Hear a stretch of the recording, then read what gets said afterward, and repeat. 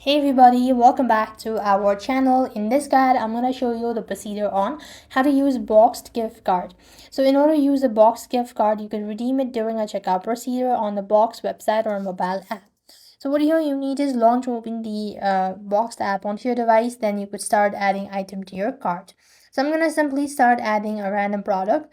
And once you've actually added the item to your cart or just tap on the add button, you could see the cart at the very top right. Select that out, you could then proceed to checkout. And during a checkout procedure, you will be able to find all of these fields where you have to go ahead and provide in all the information.